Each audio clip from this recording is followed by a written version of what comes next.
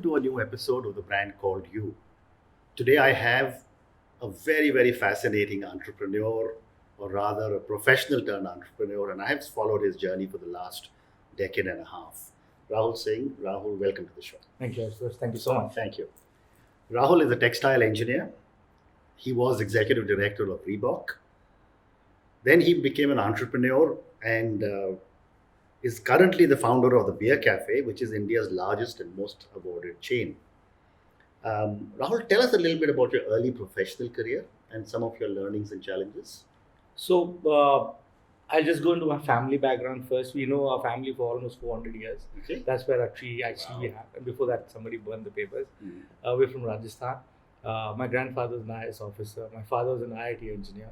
So the entire household was all around. You become an engineer, you become a doctor. I went to school in Ajmer, in Mayo College, and kind of little difficult to actually go into a field like an engineering, but I did manage to, join textile engineering. I did this in Bhiwani.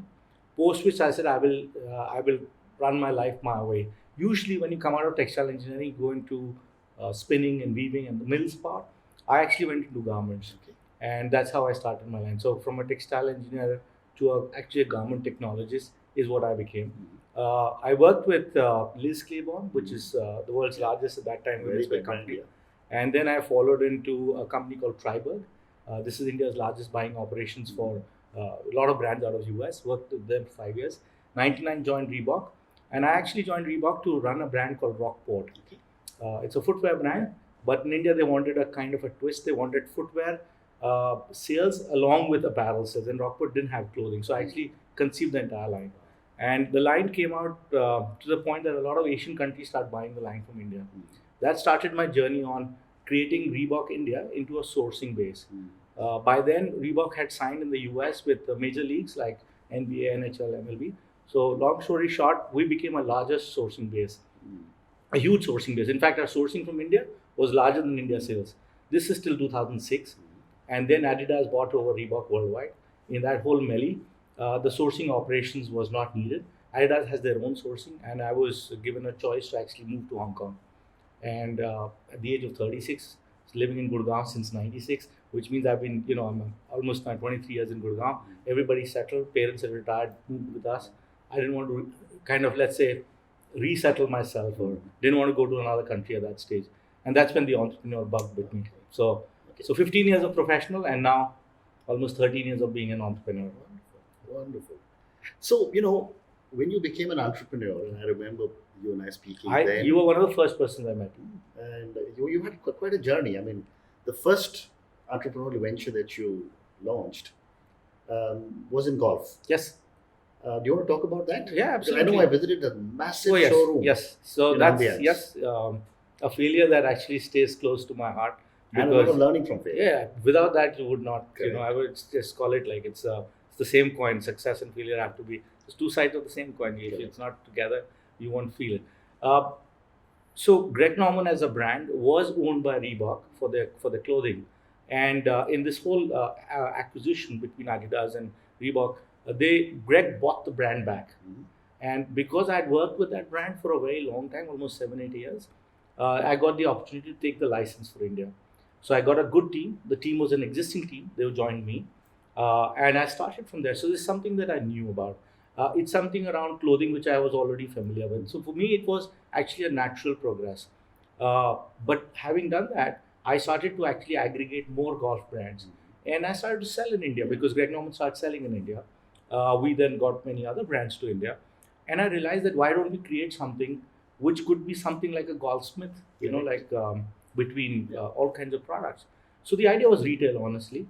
We didn't find the right place for retail. In Ambience Mall, we found a very large space. I had an Australian partner at that time, and he said, let's convert this into a place where you could try before you buy. Because usually in retail, in golf, as you know, you have to be at the course, and you normally sold something by a coach. You're literally kind of, on his hands, mercies. But when we go outside, even in Asia, you could actually be playing on simulators, or you could try it. You know what your I came and hit a lot of balls in your set. correct. So we actually created that. The idea was so we could actually play, have fun. We also were sitting in Gurgaon at that stage where everybody wanted to play golf.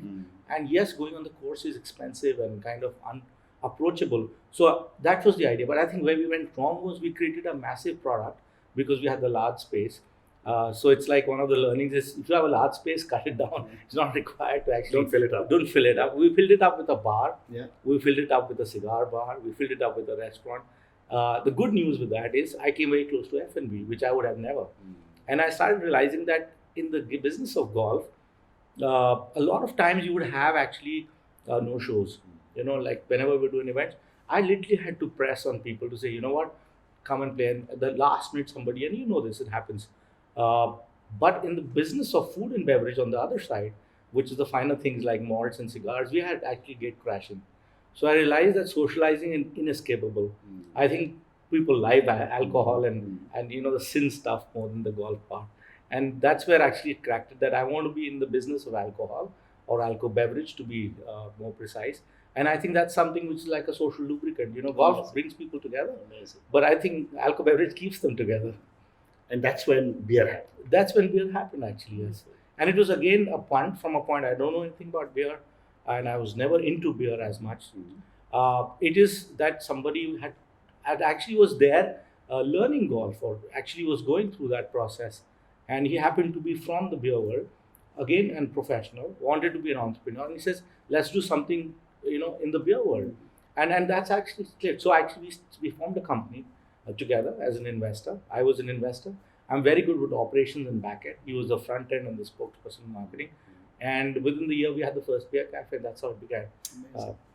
So, talk to us about what went into putting beer cafe together. So, the whole objective around beer was, and I learned it because I learned from my partner there. Like I said, again, something that I learned on while it was. What we realized was that it was more like a funnel test. And if I look behind, you have food and beverage in F&B, right? Food has to be very specific and extremely well coordinated. From a perspective of McDonald's, to get that burger right at that price, only McDonald's can do it. You cannot actually reverse engineer it, even anyway. If I look at food which is coming from a region, you have to be very good with that region and that ingredients. So it requires a lot of chef expertise, or let's say somebody from that field. So that was a no-no for me.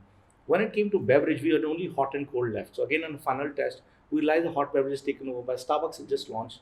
You already have the coffee giants in India. Chai was coming in place. So we thought, we can't do that. In the cold, there's only two kind of cold beverages. One is non-alcoholic, one is alcoholic. On the non-alcoholic, the juice guys had not done well. I had some friends, I went and met them. They said, India doesn't drink health at all. They talk, but they don't walk the talk. So nobody wants a juice. And then it came to alcohol beverage. And again, it was a very simple test because in alcohol beverage, there is beer, there is wine and spirits. And I think, yes, we love spirits. India is the largest spirit country in the world. We drink more spirits than anybody as much. But what it does is that it's mainly had at home. It's, when you go out, you would like that spirit, but very few places will do well with that. And then it came to the point that, wine is kind of, still catching on. Beer is easy. The only problem with beer when we started off was it was still a commodity. It was more like, okay, I have nothing else to do, let me get a beer.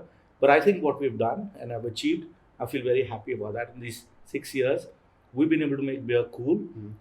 Beer, you have craft beers. People know about beers. People can distinguish between variants of beers. And we're very happy with what we've been able to do. So that's absolutely amazing, because 8-9 years ago, I was in Toronto. My son took me to a beer place where they had a sampling menu. Correct. And they brought 6 small glasses with 6 different colors, literally, of beers. So I'm sure you do the same. We do the same, absolutely. You're going to come and try absolutely. So talking of beer, you said the market is beginning to change. Yes. I remember when I was growing up, and I'm much older than you, Sure. we used to have the brown-colored bottle, large Kingfisher, size, yes. and Pilsner? London Pilsner. London Pilsner.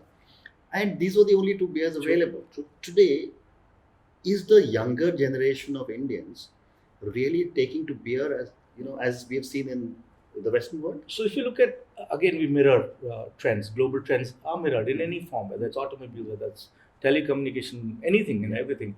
What's also happened is people have gone from material pursuits to more experiential. So a brand is not really important. I'll give you an example. People, so the younger generation is actually trading up and trading down at the same time. So the same 19-year, 20-year-old will buy a hypothetically an H&M t-shirt for $10 and doesn't care about it, but would go and spend $30 on a good beer. Correct.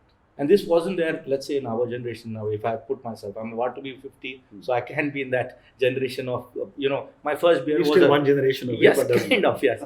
But it actually gave us, my beer experience was really bad. To give you in perspective today, my beer experience was so sad. It was warm, it was a big bottle, it was a beer called Thunderbolt, it was awful, it was more like you had to kind of push yourself to drink it. And it's like the bad kiss that you have the first time. And I think now my son, who had his first beer, he's now gone to college, and the first beer when he had it in the best way anybody could have, in the right glassware, the right temperature, the right experience. And I think that is where the world's move. It's also global, like you rightly said. 30% of all the beers sold in the United States is craft. Okay. 15 years back, it was zero. It was always mass and what you call commercially produced beers. 30% is craft. That's a lot of beer. So help me understand, what is the difference between draft beer and craft? Okay, so overall there are two kinds of dispense beer. Okay, as one you dispense in a bottle or a can, which is called packaged product. And one is when you draft it, which means still packaged, but it's like a bulk package. It comes in kegs, and you can only dispense in a bar. Correct. You cannot do it at home. And this is a fresher beer because it does not have preservatives, or let's say it doesn't have pasteurization. So a lot of these beers would have a very smaller shelf life. It's great for the global footprint, carbon footprint, because you're recycling this keg. Because in the beer, there's a lot of packaging which goes. When you look at cans and bottles, good, they're not in plastic, but still there's a lot of, let's say, you waste a lot of that. Cartons and labels and stuff. At least here you get that advantage. That's the dispensing part. But when it comes to talking about craft and what we call commercial beers would be something which is mass produced. It's produced across the world at the same ingredients and recipes. It's replicated. But a craft will be produced in an independent brewery. It will be produced in small batches, and it will be with finer ingredients. So it's almost like a malt, if I have to give a analogy, and to a kind of a normal scotch. So And, that's where and the would this difference be is. something that a microbrewery will make, or is Yes, that so something the different? microbrewery automatically will make craft because microbrewery makes things in smaller batches. Okay. So it's one batch made, and you can't replicate that batch, meaning that batch gone. Okay. Whereas in a commercial brewery, you're producing in a Very very massive Correct. manner. Correct. Yeah. Very interesting. Yeah. So Rahul, you said that the beer bar is the most profitable alcohol beverage service brand. Chain, yes. Yeah. Let me understand this. So the way it works is, what is an alco beverage chain? To us, an alco beverage chain would mean where your sales predominantly come from alco beverage. So, for example, if I call you a burger chain, you would be either a McDonald's or a Burger King, for example. If I call you a chain of biryani blues, then you are selling a lot of biryani. So, so alco beverage would mean that who sells more than at least 50. Today, our sales is predominantly tap beer, which you call draft or tap, followed by food, incidentally, and then bottled beer. But overall, beer sales is about 60%. So, yes, it is 60% of sales coming out of beer, which means, yes, we're an alco beverage chain if you have to be. We do have spirit sales too. We do have cocktails and spirit. So, overall, we end up selling out of the 100 rupees we get in a day, 75 rupees comes from alco beverage. Where does the profit come in? Is because people end up spending more in the same amount of time that they would do it with other beverage chain. So if I go to a coffee chain or a chai chain, how much coffee can you have? Okay, you cannot have 4 coffees. You cannot have So here the advantage we get is it's a cafe format. It's not a bar format. It's not dark and dingy. It's bright. We do 37% of our sales in the daytime, which means there are people who are coming in. So if I right now take you to some of beer cafes right now, it's about to be noon, and you will see that people are drinking beer. There could be some of them are tourists, some of them are on Tuesday could be somebody's off because he's working in Saturday Sundays. The gig economy has a different way of working, and they drink beer because for them it's a lighter beverage, and that's where we believe that the profits come in because you have more spend per person than you would do it in any other beverage chain. Okay. I can tell you more bars could be making money more than that, but they won't be chains. You have one off, like you have one bar made money and then disappeared. Sure, I agree. Yeah. So, one of the things that I keep reading about, and we all know a consumer is a very fickle Yes, customer. They keep changing. evolving actually. Yeah. And yet, I also was reading an article where it says that the millennials Yeah. are very, very fickle. They don't want the same experience. They want to keep repeating, Sure. keep going to multiple experiences. Sure. How do you manage to retain customers? So there are two things people say, I now actually advocate of that. That retention is more important than Yeah. acquisition, right? Right. Acquiring is not that important. The whole world of e-commerce is all running around something called CAC. Yeah. Customer acquisition cost and stuff. I don't think you have to acquire a customer. If you embrace the customer, you retain it. What is your relevance is what it is. So it's consistency, which is very important. Customers or will actually figure out. They will know, they will flicker, they will flirt, but they will still come back home. So we look at it from a point that you're coming back to beer. If you want the best beer experience, we are there for you. You could go around, you can have a cocktail, you can have beers at other places. Once you have that experience, you will know, you will come back. So we're actually a neighborhood place. The way we've been able to do is create that same consistent product across India. We're in 17 cities now. Not any chain reaches that with alcohol beverage, which is a very heavily regulated product. If you look at it, my biggest competition is the governments, Correct. not the consumers here. But how do we retain? To answer your question, we believe in technology. We are a very tech-enabled company. Just to let you know, at the moment, 400,000 people use our app. Now, why would anybody use an app for something like a beer cafe, which is a pure brick and mortar? We don't have e-commerce. You're not allowed e-commerce in alcohol in India. If it was, life would be different, but it isn't. So we basically create engagement within that. So it's to do with their loyalty, it's to do with having a virtual bar on your app and a lot of stuff. So this attracts that, what you said, the millennial mindset, because they are relevant. And we have almost 26% of a repeat, because we obviously have the entire life cycle. And it's unbelievable the amount of time people come back to us. And to me, the person coming back to you, a loyalist, is far better than getting a new customer. So one more question Sure. on the beer bar, Sure. beer cafe before yes. I move to the Yeah, next absolutely. one. You got 40 locations. Yes. And you are scaling up. Yes. What have been your challenges while scaling up? Yeah. And what do you see as you go from 40 to 100? Sure. Single most challenge has been the regulations. Okay. And nobody, and I don't know, you would not recall this, but I have a very good memory. And I recall about the pharmacy business you spoke about, and how in Galleria you had to dig 2 feet down Correct. to actually create a 11 feet, and had to have a 165 ml fridge, and had to have a guy standing in a, so true. Well you know, done. in a white, Yeah. and a real pharmacist, not like somebody, who's just wearing a jacket. We are in the same world. Okay. No transfer of goods allowed between two outlets. Okay. No central warehousing allowed. No stock transfer. Anything which is left has to be poured out into the drain. Wow. It's berserk. Each state in India is like another country. Liquor is the most regulated product. So we go through this whole learning process every time we enter a state. We just entered Orissa. It's like starting from scratch. So Orissa would be very different than West Bengal, and West Bengal would be different than Telangana. So you have to go through that process. That's also the what I call the mode, because if you know the process, then only you know it. Yeah. The other thing is, the challenge that we face is the delays.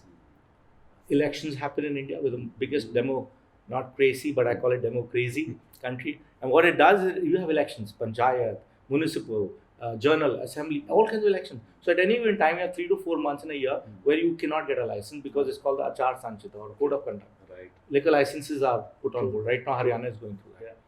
Then you have other delays of, they will give you a license, but for some reason it'll get delayed. Like I've had Calcutta and Dehradun wait for 2 years without pouring a single drop of beer, but didn't get licenses due to many reasons. And because of that, you just end up losing that place. So there's a huge amount of non-operative loss. And then there is what we call changing goalposts. Suddenly, one guy decided, let's ban all liquor on highways. You were supposed to ban the vends, people, which is called portable drink. Yeah. So truck would stop, get the drink in the car, and then drive in. But how will you have a hotel? You build the whole hotel. Yeah. You create deterrences, have policies against drinking and driving. You can't say cut the hotel down. And that's happened 2 years back. You would have read this, the big, and then it was rolled back. But what it did, for 9 months, I had 9 outlets shut down with everything going out. So that's like unprecedented losses. So we go through that. And to me, that is the single biggest roadblock in India, is that liquor, or let's say alcohol beverage, being the largest tax contributor, is still a taboo in the minds of the babus. And they literally want to kind of not talk about it. Amazing. So there's no ease of doing business. It's only fear of doing business. I agree with you. That's true. So Rahul, moving to the next part of our show, which is it's some of your wisdom on startups and entrepreneurs. You've built 2 businesses. Yes. You've been a professional manager. What are some of the basic mistakes most entrepreneurs make? One is they get very emotional. They start to drink their own Kool-Aid, like you were. heard this a lot many times. I think you need to take that out of your, like, I'll give you my example. I'm very emotional with a particular outlet. Things don't work out. Work out. In our own office, we call it the rowdy rathor phenomena, and just to give a privilege of, shouldn't put any movie down. But if you have a bad movie, you already paid for it. Why do you want to sit 3 hours and then get an aspirin after that? Just walk out. Yeah. If you start realizing the movie is not good, walk out. Spend your True. time in better things. So So true. we should not have emotions. You spend the money, cut your losses out, and go out. That's a part. Second is what I really believe in. What entrepreneurs should definitely do, if not do, is actually get a good coterie of mentors, learn from others, and get very close to them. I can tell you, on the camera, a lot of the entrepreneurs and all the panels will always talk the good part. You need guts to come out with what your feel is, or what Correct. that probably would not happen in an open format, but can happen in your room. If I sit with you in your room in the evening, you will give me more pearls of wisdom than anything I would ever Very read. true. What you read is not normally true. And I think that is my biggest advice. And I also mentor a lot now. And the food and beverage is my domain at this point in time. I still have the clothing in me. But I really believe, and I think that would give you a sound advice, because never take advice from family and friends. Never. Take it from people who are actually going to call a spade, because Absolutely. we are very, our family and friends will always say good. Like my mother will only say one thing: "Sab acha hi hoga." Like, there's a fire going on, nahi, acha hi hoga. Because she cannot do beyond that. No, and that's also And there's nothing. That's mindset. blessing. That's blessing. No? Blessings. Take the blessings, but don't take their advice. I agree with you completely. But that's an interesting segue into my next Sure, question.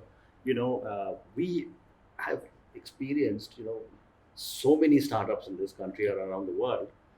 9 out of 10 don't make it. And yet, in our country, because of the mindset we all have grown up with, and our parents and we tell our children, it's constantly, you have to come first, Yep. you have to win, Yep. you have to be successful. Yep. So therefore, in our country, we have stopped valuing failure. Correct. As a result of which, startup entrepreneurs who fail would probably be applauded in the Bay Area, Sure. but here they're put down. Sure. What are your thoughts on that? There are two stakeholders here. First, the government to start with. The IBC is just coming. It should have come in much earlier. It's still not very successful. Most of the cases are being withdrawn. So today, if something goes wrong, it goes turtle, a Chapter 11, or let's say bankruptcy or administration in the UK, common phenomena. The best of brands go through this. I have to. It's called the reset. Yeah. Sometimes you don't do it because, in India, it's normally done to evade taxes or to run away.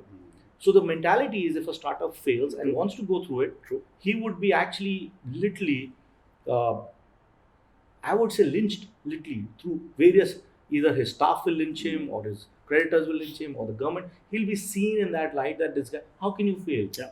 You're a startup, you can't fail. So that's one part, which is the government policy to start with, because that has to be, like you said, the Bay Area. It supports failures, right?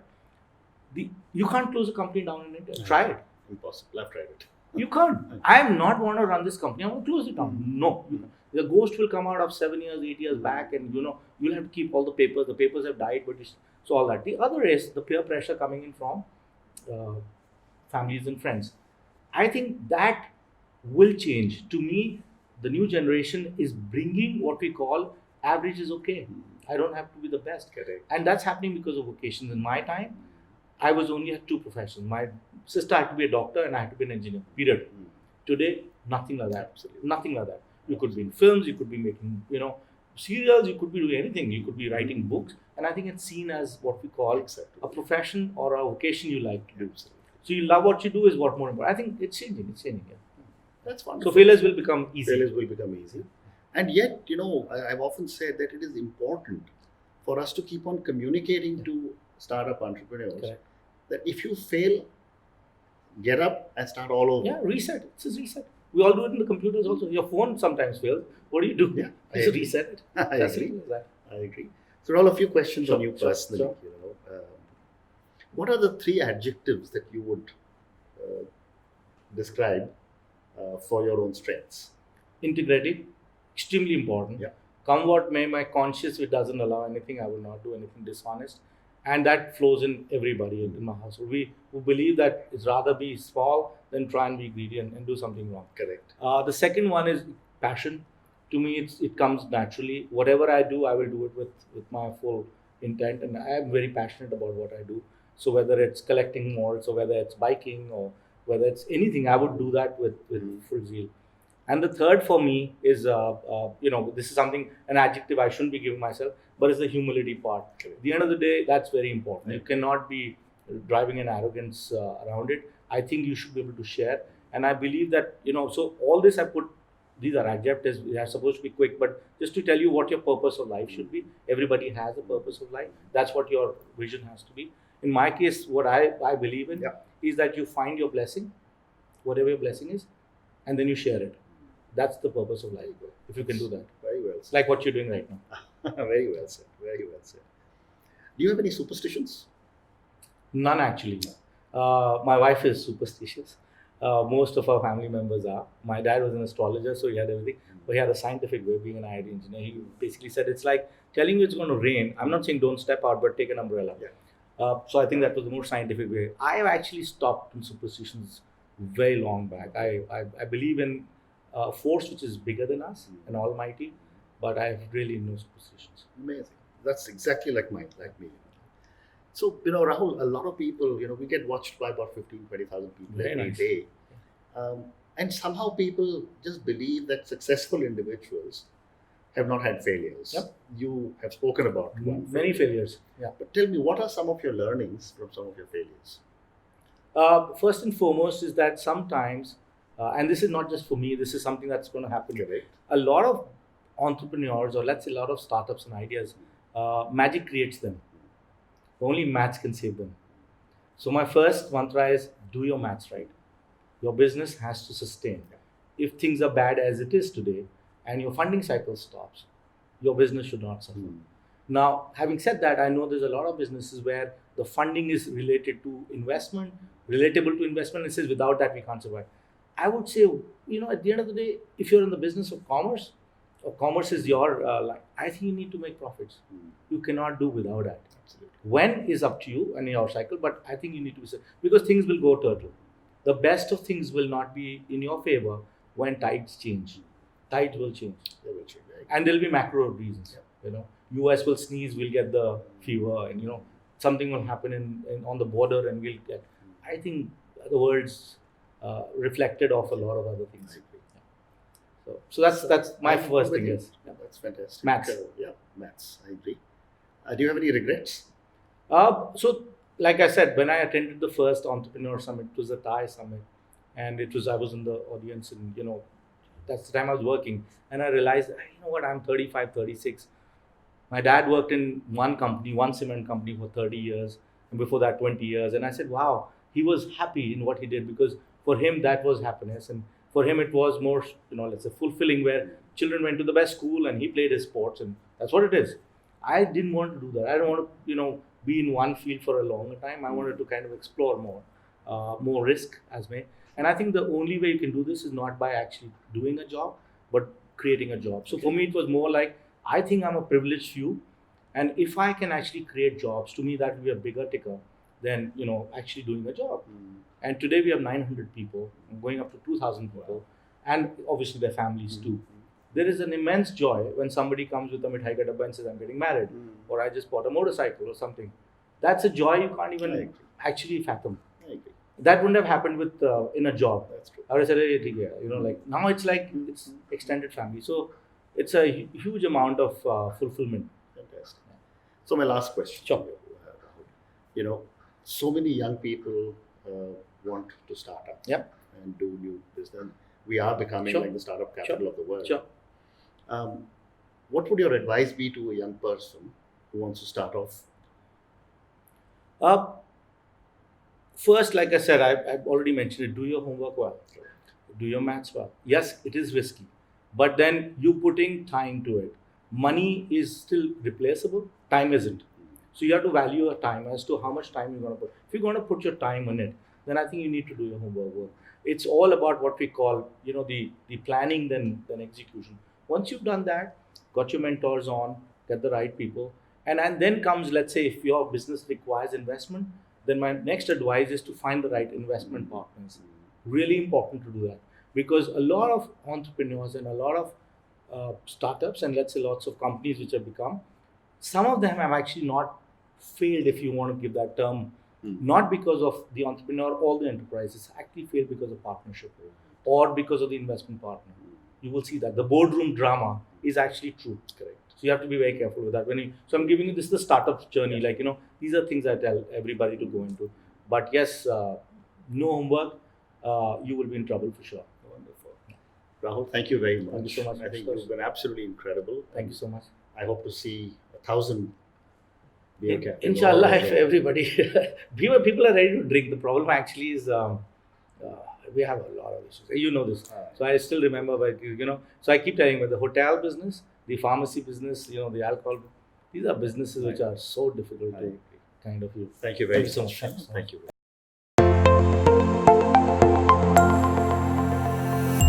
Thank you for listening to the Brand Called You podcast. Be sure to visit tbcy.in to join the conversation, access show notes, and discover fantastic bonus content. You can follow us on YouTube, Twitter, Facebook, and Instagram. Simply search for the Brand Called You. Thank you and see you next week.